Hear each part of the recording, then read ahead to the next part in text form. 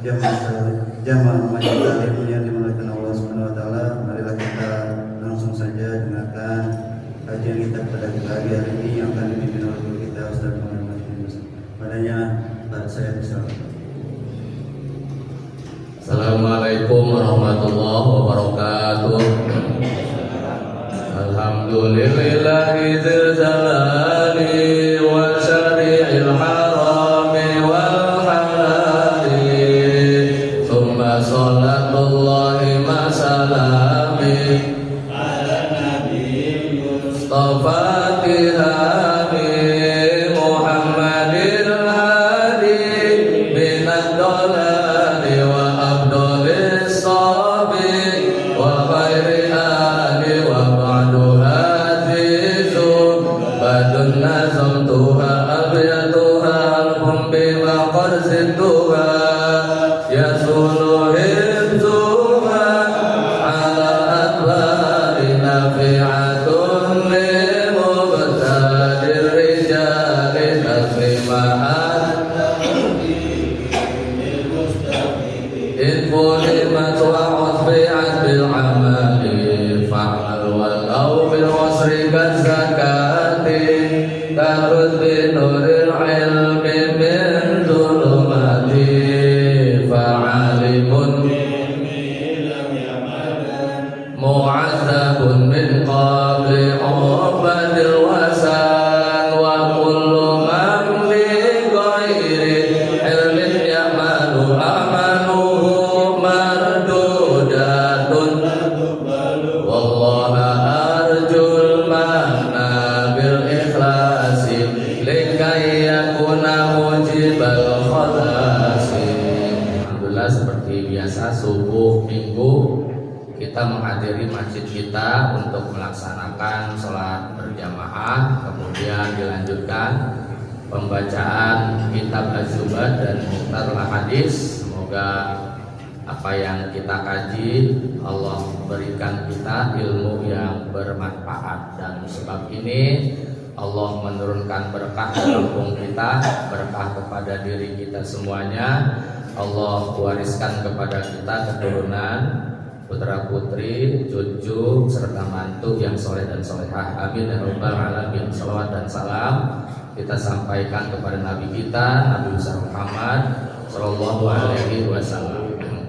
Bismillahirrahmanirrahim. Qala Rasulullah rahimahullah Asy-Syaikh Ahmad Ibn Ruslan As-Said Ahmad Al-Hasimi wa ila hadrati alim ulama pondok Cabi Gelir min rijalil hajil qaryah khususan ila muallimina almarhum Ustaz Haji Mardali Ki Haji Nur Muhammad Isa Rizki, Ki Haji Muallim Syafil Hajami, Ki Haji Afifuddin Muhajir, Ki Haji Ali Mustafa Yaqub, Ki Haji Marjuki Mustamar.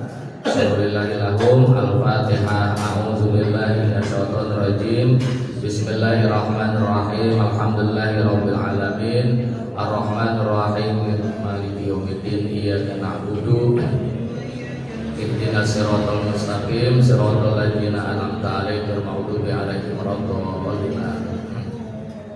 Bismillahirrahmanirrahim. Kama saliman zoharo la alal marroh wa kurirat inil fasada karoroh. Itu ya.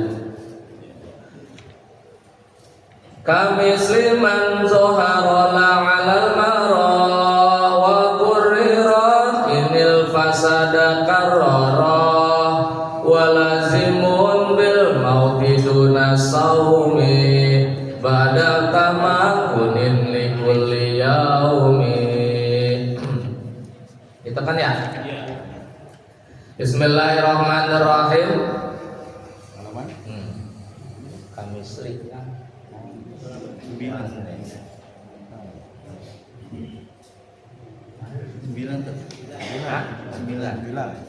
Oh iya. 9. Kami seliman kaparotnya seperti orang. Kaparotnya seperti orang zoharo yang bersumpah jihad. Zoharo yang bersumpah jihad. La alal marah, tidak berlaku atas istri. La alal marah, tidak berlaku atas istri. Wa qurrirat, dan diulang-ulang. Wa qurrirat, dan diulang-ulang kafarahnya. Inil fasada, jika kerusakannya. Inil fasada, jika kerusakannya karoroh, ia lakukan berulang-ulang. Karoroh, ia lakukan berulang-ulang. Masih melanjutkan minggu kemarin bahwa orang yang sedang berpuasa secara sengaja dia melakukan ML, ya, melakukan making love dengan pasangan hidupnya, maka kamis liman zoharo lal alal maroh, maka hukumannya adalah kena kifaroh. Ya. Satu, budak sekarang udah nggak ada, yaitu puasa 2 bulan berturut-turut. Kalau nggak mampu, nggak sanggup puasa 2 bulan berturut-turut, maka dia harus memberikan makan kepada 60 orang miskin langsung. Ya. Kalau nggak mampu, ya. Kalau nggak mampu ya dicicil, nggak mampu langsung, kemudian nanti dicicil. Beri makan 60 orang miskinnya. Oh nggak ada biaya nih, ya berarti nanti dicicil. Hari ini bisa ngasih berapa, 2 orang, terus besok lagi mampu cuma 1 ya 1. Yang penting sampai 60 orang miskin dikasih makan.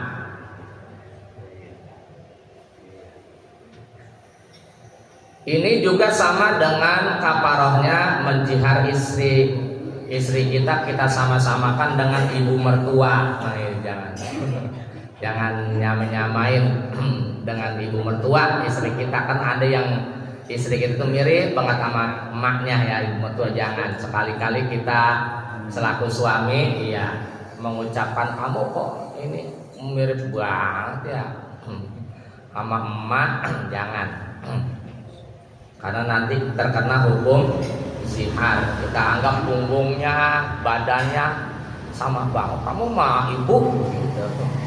Nanti kena hukum zihar namanya.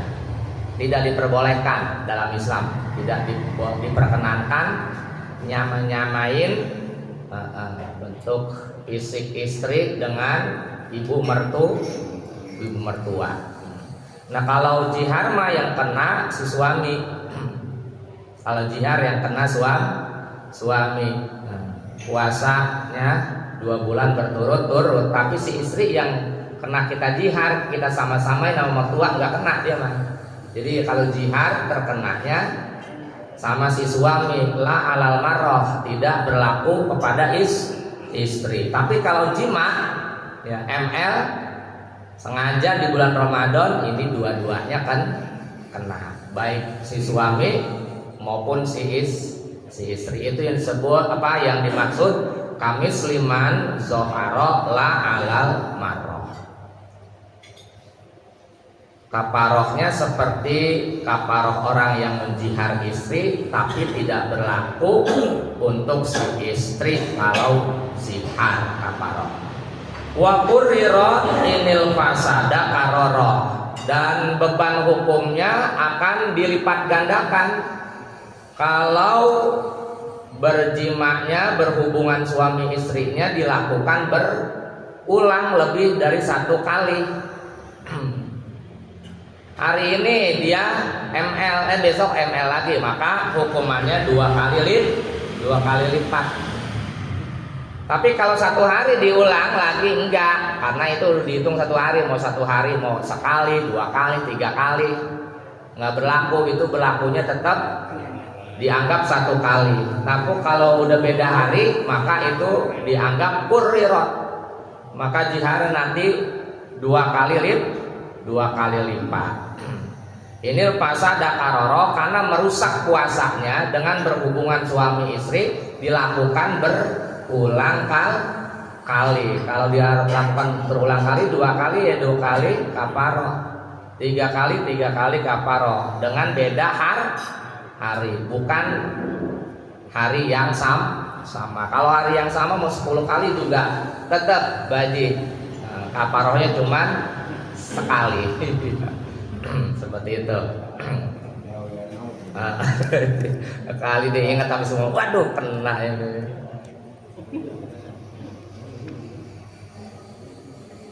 Walazimun bil mauti duna saumi ba'da tamakunin likulli yaumi. Walazimun dan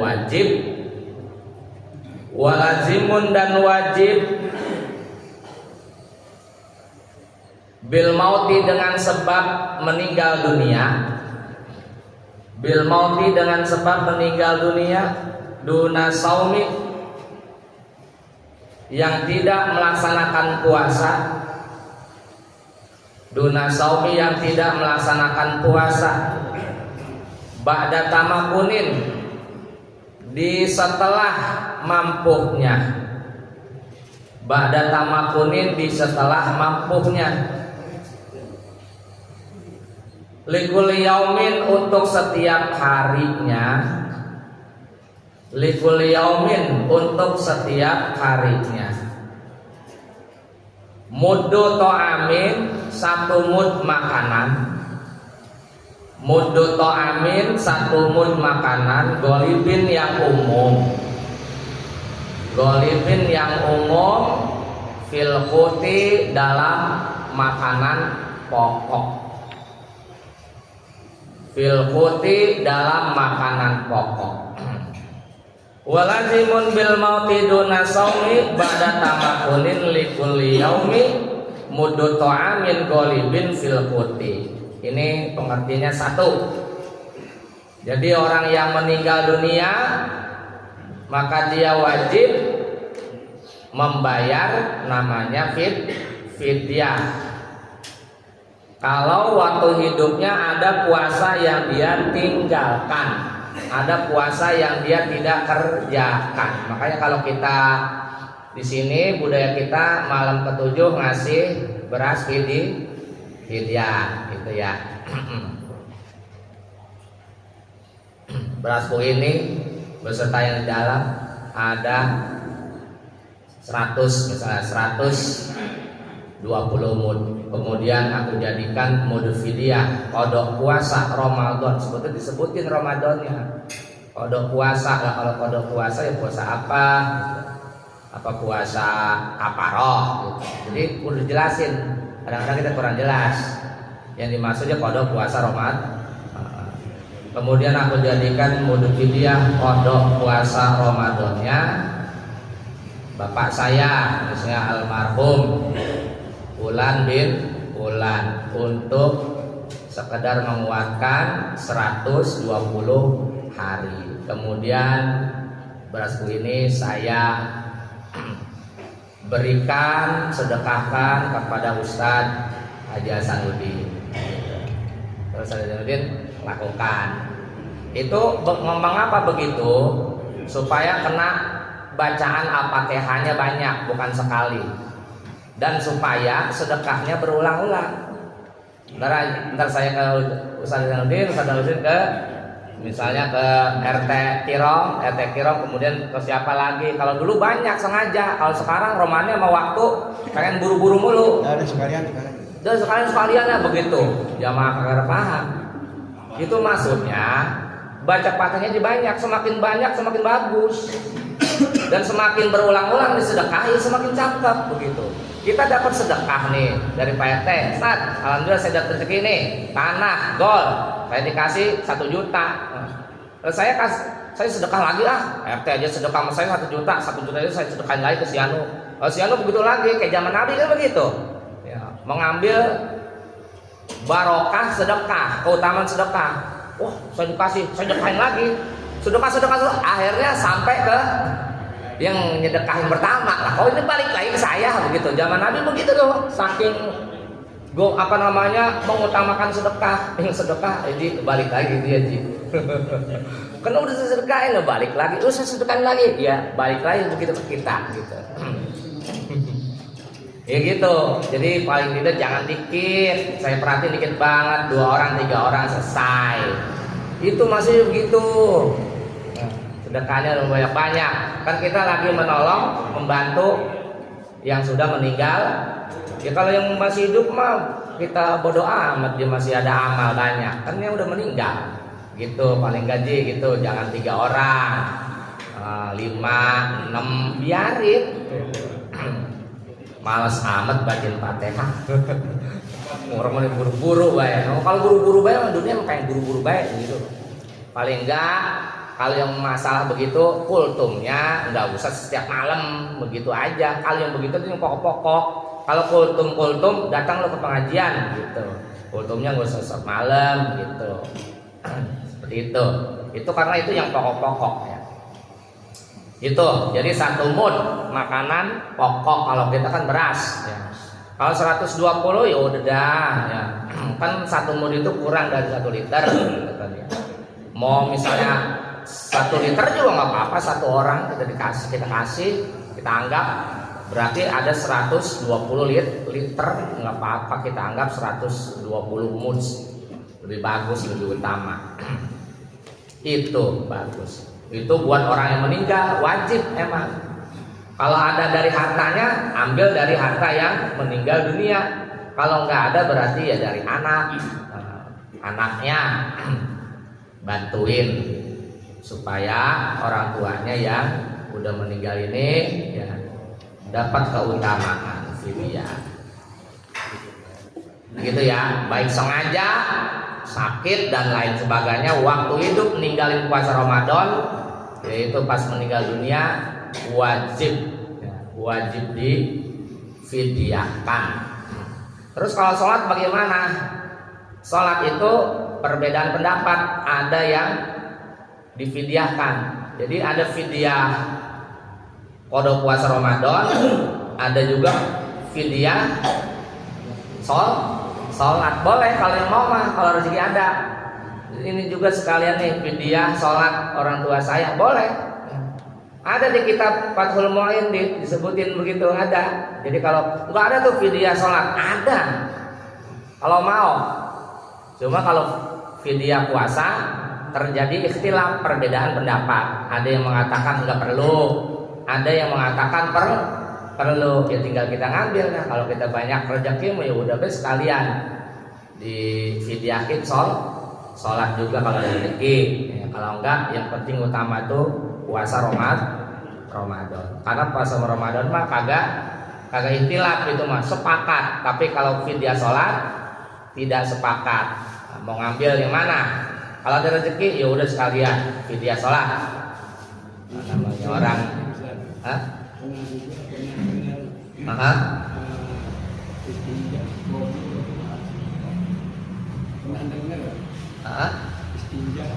Istinja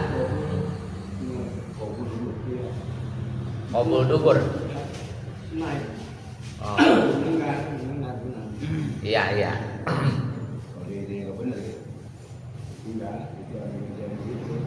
Ada yang ngerjain. Iya nggak apa-apa, nggak masalah. Yang penting semuanya ada dasar ilmunya. Apa yang kita kerjakan ada dasar semuanya, referensi jelas. Referensinya kitab apa gitu. Jadi seperti itu. Ada, silakan saja. Jadi jangan mengklaim nggak ada gitu. Bukan kagak ada, kemungkinan besar kita belum ngajinya sampai ke situ. Ada untuk sholat, ada dengan lain sebagainya. Kalau kita kaji kitab pun banyak banget. Yang penting pokok-pokoknya ada kita di sini. Ya. Kalau fidyahnya puasa sama itu harus ada yang 2 kali 4 kali. Iya. Banyak kan ada yang 2 kali itu jadi 1. Fidyah sama puasa sama sholat ya nggak bisa. Ya sholat lain lagi berasnya. Puasa mau urusan puasa, sholat untuk urusan sholat. Nggak boleh dicampurin, nggak bisa. Jadi batal itu mah. Harus satu. Beras ya untuk untuk puasa 2 karung, misalnya untuk sholat, mungkin sholat lebih banyakkan lagi. Ya 1 sholat kan berapa tuh? Lebih banyakkan lagi. Cuman kalau yang sholat jarang yang melakukan karena ini ikhtilaf, terjadi perbedaan suatu pendapat. Kita lanjutin. Wa zawazul fitrah li khaufi mautin wa maradin wa safarin in yatuli wa khaufi murdiin wa zatil hamli. Wa zawazu ini ada waw, itu ada wawnya enggak? Wa zawaju dan para alim ulama membolehkan. Wa zawaju dan para alim ulama membolehkan al-fitrah tidak berpuasa. Al-fitrah tidak berpuasa li khaufi mauti karena takut meninggal dunia. Li khaufi mauti karena takut meninggal dunia. Sekarang masuk puasa apa? Orang-orang yang boleh tidak melaksanakan puasa Ramadan. Siapa yang pertama? Takut mati. Kalau dia berpuasa, dia khawatir kepada dirinya malah datang kematian. Maka kalau orang yang kondisi seperti ini, ya mungkin ada sesuatu hal yang dengan berpuasa ini bisa membahayakan nyawanya, maka boleh tidak puasa Ramadan. Tapi nanti mengkodok. Kalau udah nggak takut mati lagi. Iya gitu. Pokoknya kalau dia puasa nih, perasaan dia nih pokoknya emang ada membahayakan tuh dengan berpuasa nih, bisa ini dihindarkan. Tadi nggak puasa tapi nanti dikodok. Kalau udah nggak takut mati lagi. Wa maradin yang kedua boleh juga bagi orang yang sakit, yang dengan sakitnya dia tidak mampu melaksanakan ibadah puasa. Kalau sakit koreng ya ke puasa, nggak ada alasan. Sakit koreng jadi alasan.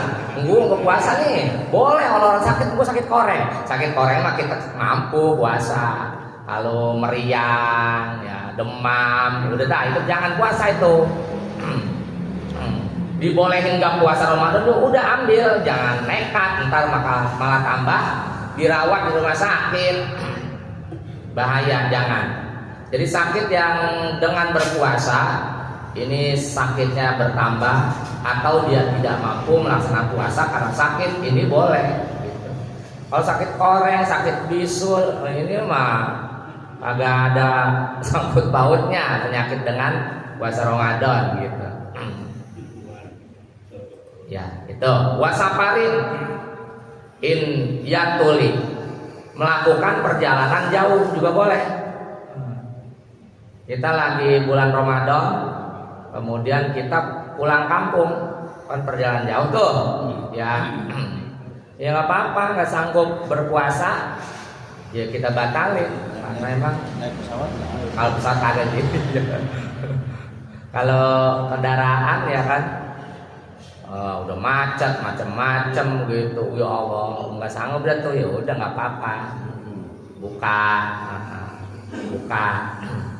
Karena perjalanannya memang jauh dan kita juga tujuannya bagus, menemuin orang tua di sono di kampung ya kan. Kalau kita ada rezeki ya bagus itu.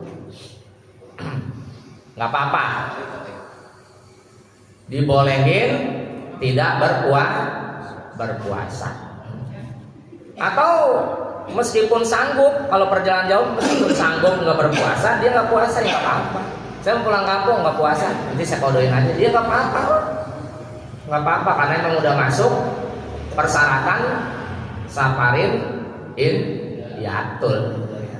Persyaratannya udah diperbolehkan tidak puasa 90 berapa? 95 km seperti itu, nggak apa-apa. apalagi kan saya yang nyupir, saya yang bawa mobil gitu, nggak apa-apa.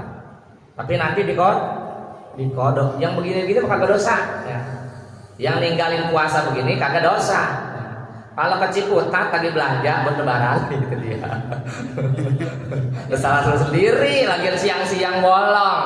Nget, tukang es aduh kagak kuat dan godah meninggung. Ya ini dosa, enggak boleh.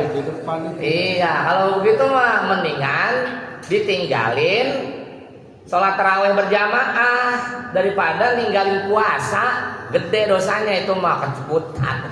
Mendingan tinggalin sholat tarawih berjamaah, kan sholat tarawih sunnah ya, puasa wajib. Mending itu dah berangkat tuh habis maghrib sono ya, atau sebelum maghrib bukanya di sono, begitu ninggalin sholat tarawih. Kalau mau apa mendingan itu. Tapi nanti kalau ini sholat tarawihnya di rumah sendiri mendingan begitu. Aman daripada berangkat ya jam 10 tengah bolong kan jam 1 sono ngapan dah nget tukang cendol aduh agak sambal bukanya aja dah gitu.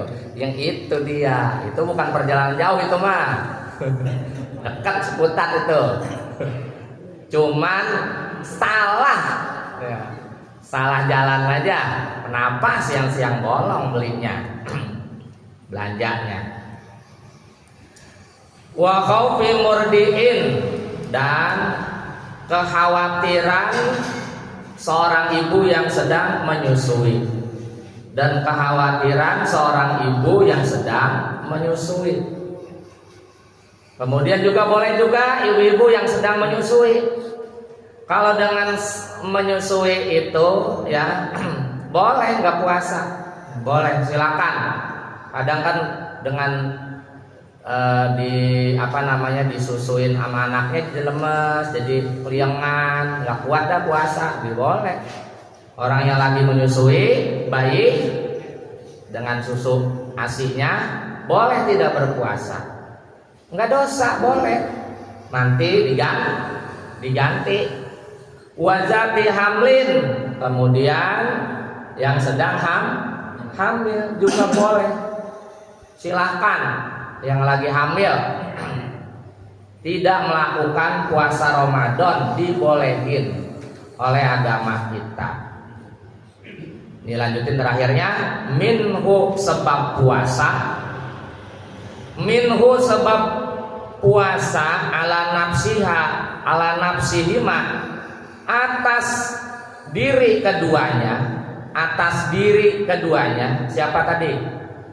Yang menyusui dan hamil. Duron terjadi bahaya. Duron terjadi bahaya pada dirinya, badak yang nampak. Wayujibul qado'a, wayujibu, dan mewajibkan kepada keduanya, ibu yang menyusui dan hamil, al qado'a, mengkodok puasa, dunal iftida, tanpa membayar fidyah. Dunal iftida, tanpa membayar fidyah. Jadi sebab berpuasa, orang yang hamil dan menyusui, dia khawatir kepada dirinya terjadi bahaya, bukan kepada bayi, ya, kepada dirinya terjadi bahaya. Jadi sakit, saya lemesan, keliang-keliangan, ya. Hamil saya jadi takutnya ini, nggak apa-apa. Kalau alasannya tidak berpuasa Ramadan, ibu yang sedang menyusui dan hamil celaka pada dirinya sendiri, bukan kepada bayinya, maka cuma kodok puasa saja, nggak ada bayar fidyah, seperti itu. Tapi kalau alasannya dia mah gagah, mau nyusu berapa kali juga baik, saya mah gagah banget, mau hamil saya mah gagah, nyuci, ngerista, ngepel, gagah nih. Tapi dia takutnya kepada si anak, karena takutnya bahaya si anak. Kalau saya puasa, takutnya untuk ke bayi, ke janin. Kalau ya seperti itu. Kalau saya puasa ntar air susunya kurang, nih bayinya kesian gitu. Atau asupan vitamin ya, dan makanan-makanan bergizi kurang, ntar bahayanya ke bayi. Kalau ini di samping kodok juga bayar fidyah. Jadi begitu ya. Jadi ada dua macam buat orang yang menyusui dan hamil. Satu, cuman qada puasa saja kalau alasannya takut bahaya pada dirinya sendiri, enggak kepada bayi. Yang kedua, dirinya biasa-biasa aja, cuman takutnya bayinya ini. Akhirnya dia memutuskan tidak puasa, maka qada dan bayar fidyah. Jelas nggak Bapak? Wallahu a'lam bis shawab. Nanti